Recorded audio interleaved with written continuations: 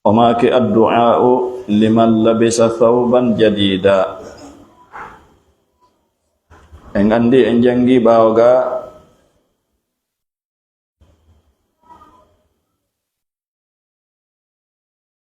ha joni addu'a'u idha labisa kon mana idha labisa si o bonni ke tan ko mbo ɗaɓɓira o du'a ɗo ko kanko ɓurniɗo on amma ngal ɗo damal addu'a'u liman labisa thawban jadidan ɗo wona ɓurniɗo on ɗaɓɓira du'a gongol ɗo ko an yi'uɗo ɗimmo ma no ɓurni conci kesi yo a du'anomo kanko siɗɗo ma mo yiɗa on no ɓurni conci kesi. An ko du'orta ko ɗum en jangi ɗum ɓawaga. Islam ko diina yiɗidirangol ko moƴƴi. Nayo on tigi yi'u siɗɗo mum no heɓi moƴƴere ta ɗum no satti e makko. Yo taw hiɗa welti hay yiwɗa himo ɓurni doleke keso yo taw hiɗa welti Allahu arsiki siɗɗo ma on doleke keso. Allahu arsiki siɗɗo ma on suudu. Allahu arsiki siɗɗo ma on oto. Allahu arsiki siɗɗo ma on geɗal. Siɗɗo men no addi ɗo kaydi wonde Allahu no arsiki mo geɗal hiɗen innana mo barakallahu laka fil mawluda wa shakarta alwahibi wa rusikta birraha wa balagat asuddaha. Tadi Allah tabaraka wa taala ya Allah hurno mo barkina. Idan haray ko ni woni hakkunde julɓe ɓen siɓɓe julɓe tedduɓe. O andi enen oɗo islam tenti oɗo sunna hina ɗe mowɓodire fotten wonen hunde wotere to e to tamo kala no andi no soomi ka ɓernde mum ko tata yiɗa yo goɗɗo go wanda enen ɗum ɗo koko wonde rewirde Allah ni yiɗu musidɗo ma on yiɗanmo moƴƴere yiɗanmo yarugol yeeso du'anomo sa yi o heɓi moƴƴere weltoɗa toranoɗamo Allah yo Allah ɓeydu moƴƴere nde yo Allah duumi moƴƴere nden siko cellal siko ngalu won wo ko woni du'anoɗamo toranoɗamo Allah moƴƴere. Idan ko ɗum waɗi o maaki ɗo addu'a'u liman labisa du'anagol fi on ɓorniɗo thawban jadidan conci kesi. Sa yi goɗɗo no ɓorni conci kesi an wowlanamo ɗum ɗo ilbas jadidan wa ish hamidan wa mut shahidan wa yarzuquka Allahu qurrata aynin fi dunya wal akhir. Ɗum ɗo yewtende siha on no tindini wonde wona na ɓorni ɗo wolata ɗum ɗo wi'anamo ilbas jadidan ɓorno kesi imo ɓorniɗi ka o ɓornaki imo ɓorniɗi kono ella la wolirgol ni ilbas jadidan no waywa ka hajju hiɗon andi ka hajju sahaba en hadise jabiri on saha jabiri wi'i woɓɓe goo andi ñande sappo donki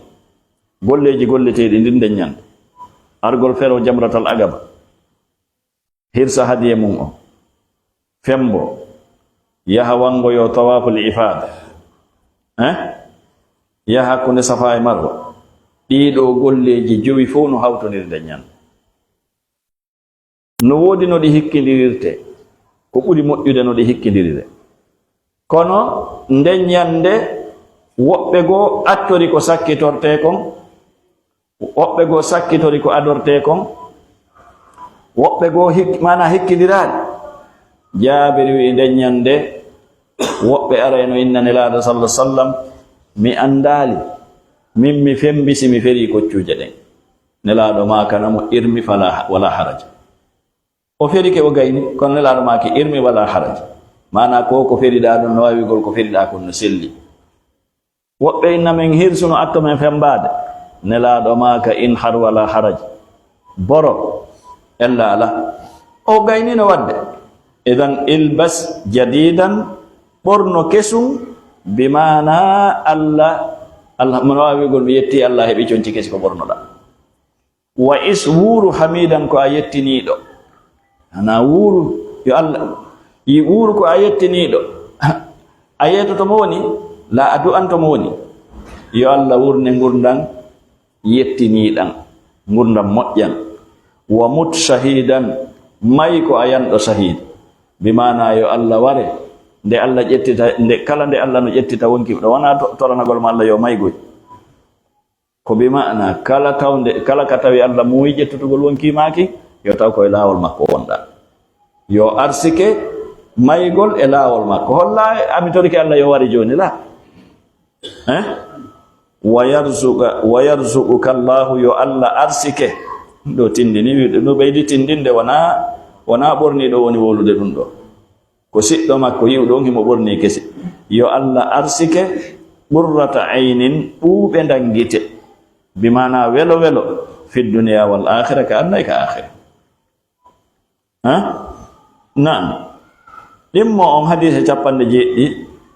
o wi anna rasulullahi tabitinaɗo Allah sallallahu alaihi wasallam utiya ɓe addanono ɓe kiswatin koltu fiha tayno e koltu on khamisatun bimana ciifi ko ɗum thawbun aswadu aw ahmar lahu a'lam koltu tawɗum no mari ciifi saghiratun tosoki fa qala nelaɗo maki utuni addanelam bi ummi khalidin oɗo ko inde goɗɗo addanelam oɗo fa utiya biha o adda gasa ko sonnajo on adda fa albasaha nelaɗo ɓorni ɗin ɗon conci iyaha faade e makko thumma qala reftuɓe maki abli wa akhliqi marratayn abli hiɗɗu wa akhliqi hiɗɗu kadi bimana mi torike Allah ya ɓorno ɗi conci haaɗi lanna annon goɗɗo no heɓa conci kesi o ma yahara conci ɗin sansaki ka wa abli wa akhliqi ma'na on ko goto bila ko hiɗɗugol fanda ma'na ɗiɗo kalimaji ɗiɗi ko goto ko yo Allah newna yo Allah arsike juutugol balɗe ha ɗiɗo conci lanna o lontinane goɗɗi goo kadi wa yukhlifu llahu ta'ala Allah lontinane goɗɗi goo ndo ma'na on ko toranagol mo on ɗum toranagol mo juutugol balɗe toranagol mo juutugol balɗe na'am aray damal sappo jeega ɓangal at-tasmiyatu ala al-wudu bisma gongol e dow salliga gongol ana si tawi on tigi no salligade aray yo bismillah ka fuɗɗagol salligi deftere nden ko deftere fi adkar kala ka zikru sar'ina o jantanto e woni ko ɗum waɗi e ɗi darsoji feƴƴuɗi ɗo ko si tawi neɗɗo ɓorni ke conci kesi ɗin conci noon hande kadi won wo conci kesi hay sigo kufuni kala ko kesu ko won tigi ɓorni ko ɓornete haray an heɓuɗo on kesum ko ya yetto Allah ko ya janto inde Allah du'oɗa manta o arsuko ɗon sayi siɗɗo ma no ɓorni kesum du'anoɗamo ɗiɗo du'aji jolɗi ɗo na'am ɗi du'aji no mofti wonugol ko toragol Allah e kadi ko jantagol inde makko fo no mofti ton jon noon kadi si on tigi eri salligagol haray ino sar'ina yo janto inde Allah ko ɗum o waddi ɗo hadis wonde la salata liman la wudu'a lahu wala wudu'a liman lam yadhkur isma Allahi alayhi la salata julde sellunde alana liman la wudu'a lahu wonande on mo salligi alanaɗum anasi goɗɗo juuli o tewike o juuli o salligaki o tewike o juuli o salligaki on mo mara julde amma si o yejjutu si o anditi ko yo salligo fillito julde ne o si tawi woni ko haɗi o salligo ko ndiyan ala ma o sella ɗum ɗon ko yo waɗu ko lontina ko ɗum woni tamagol no ara noon kadi tawa imo wawi juulude o salligaki o tamaki ta julde nden no selli wano goɗɗo joni masalan yo Allah dandu si on tigi no e kaso ka tawata ndiyan ala ka tame ala ka sallige ala ma wano goɗɗo nawnirtani wona ka labtani tawa masalan no baransana piiji ka tawata wawata min minade ka woni ɗo tawawata min minade ka woni ɗo fes aray ɗon e sifa ɗin alhaaliji ɗon imo juula ha koyo juulu e alhaali mo woni mum non ko Allah inni ko fattaqullaha mastata'tu kono si tawi wona nganto hay hunde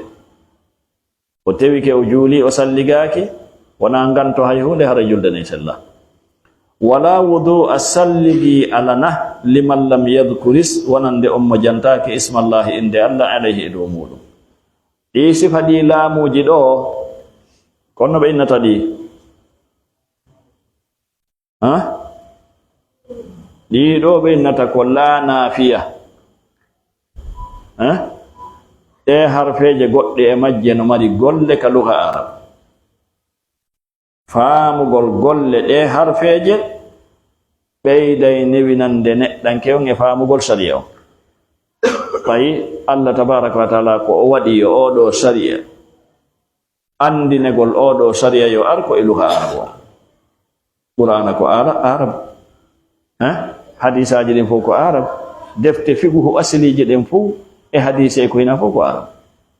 na yimɓe puyɓe wonɓe jindude hakkunde yimɓe ɓe musidɓe julɓe tedduɓe ma yalta e réseaux sociaux nde tertoɗen haala arabu ha woɓɓe no faala e ngol leñol men ma wolayɓe ka haala men wi'ugol yen sanso hay ngo salminago yen terto haala arabu kam fes woɓɓe no faala ɓantude ɗo langue ɓuri diina wi'ugol en ɓantotako en langue men on ɓantaki joni noon siko yo langue men on ɓanto ko yen terto wowlugol kala ko hina langue men on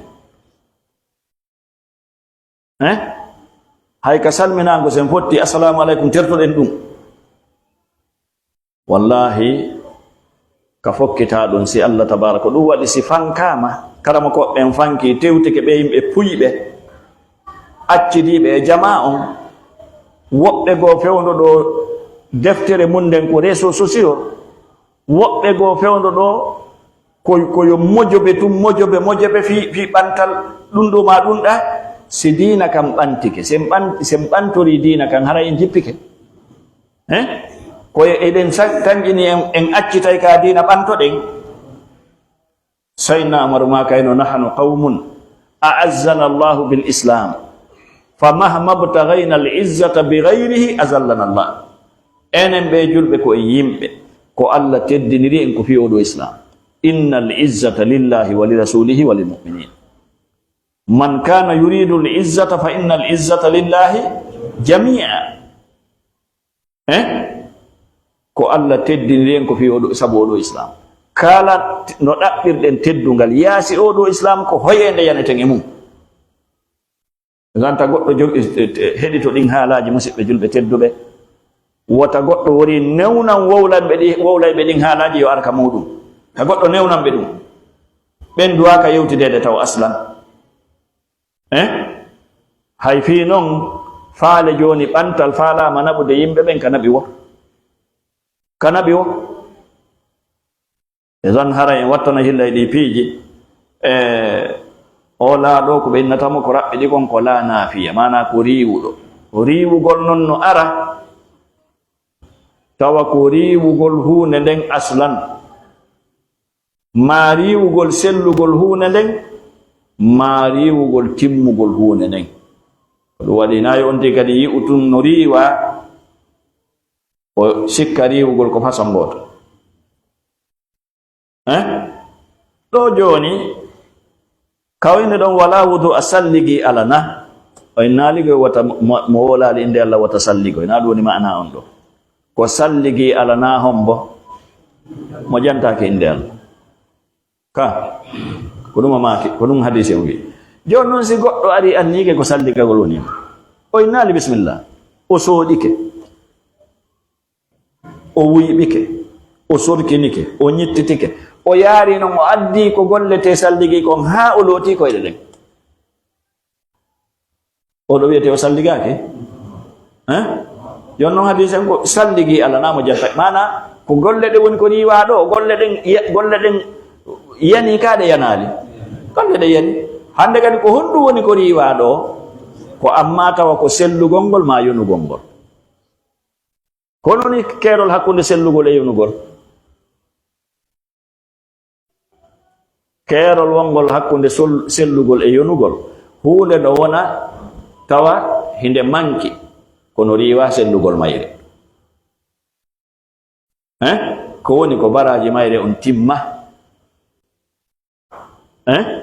Kono holla nde sella fiw. Ko ɗum waɗi nginnata ɗo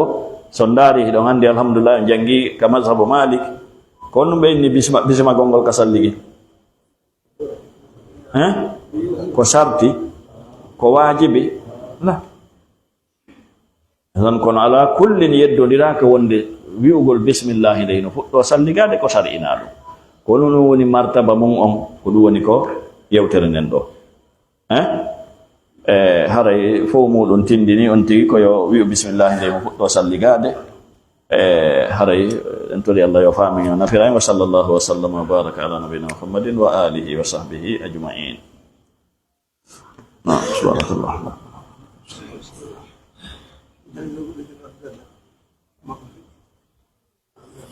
Yung mama ko